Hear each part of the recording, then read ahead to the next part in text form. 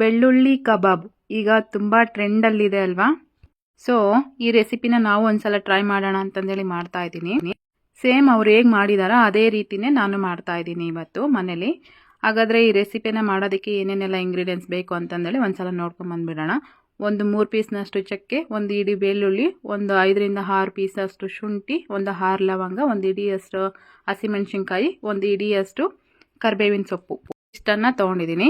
ಈಗ 1-2 ಸ್ಪೂನ್ನಷ್ಟು ಅಕ್ಕಿ ಹಿಟ್ಟು, 1-2 ಸ್ಪೂನ್ನಷ್ಟು ಕಡಲೆ ಹಿಟ್ಟು, 1-2 ಸ್ಪೂನ್ನಷ್ಟು ಕಾರ್ನ್ಫ್ಲವರನ್ನು ಸೇರಿಸ್ಕೊಂಡಿದ್ದೀನಿ ನೋಡಿ. ಈಗ ಇದಕ್ಕೆ 1-2 ಸ್ಪೂನಷ್ಟು ಮೊಸರು, ಹಾಗೆಯೇ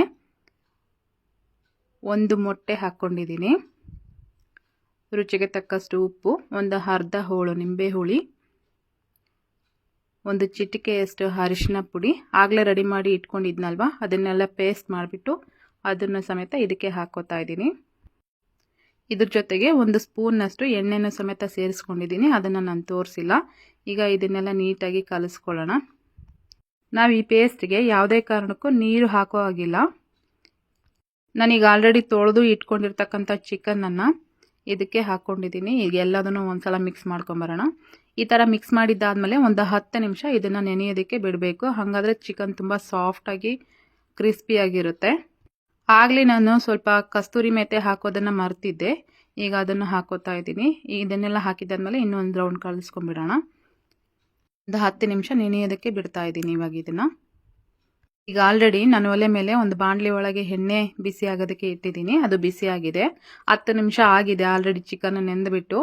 ಇವಾಗ ಚಿಕನನ್ನು ಈ ಆಯಿಲ್ ಜೊತೆ ಹಾಕ್ತಾ ಇದ್ದೀನಿ ನೋಡಿ. ಹಾಕಿದ್ದಾದಮೇಲೆ ಒಂದು 10 ನಿಮಿಷ ಫ್ರೈ ಮಾಡಿಕೊಂಡ್ರೆ ಸಾಕು. ಈಗ ಕರಿಬೇವಿನ ಎಲೆನೂ ಸಮೇತ ಹಾಕ್ಕೊಂಡಿದ್ದೀನಿ. ಚಟಾಪಟ ಅನ್ಸ್ಕೊಂಡ್ರೆ ಸಾಕು. ನೋಡ್ತಾ ಇದ್ರೇ ರಸ್ಕ್ ಥರ ಆಗಿದೆ ಅಲ್ವಾ. ಖಂಡಿತವಾಗ್ಲೂ ಇದನ್ನು ಒನ್ ಮೋರ್ ಅಂತ ಅನ್ನಲೇಬೇಕು. 10 ನಿಮಿಷ ಆಗಿದೆ ಇದು ಫ್ರೈ ಆಗಿ.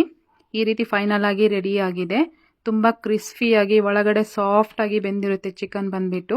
ನನಗಂತೂ ತುಂಬಾ ಇಷ್ಟ ಆಯಿತು ಈ ರೆಸಿಪಿ ಬಂದುಬಿಟ್ಟು. ಹಾಗಾದರೆ ನೀವು ಮನೇಲಿ ಒಂದ್ಸಲ ಟ್ರೈ ಮಾಡಿ. Thank you.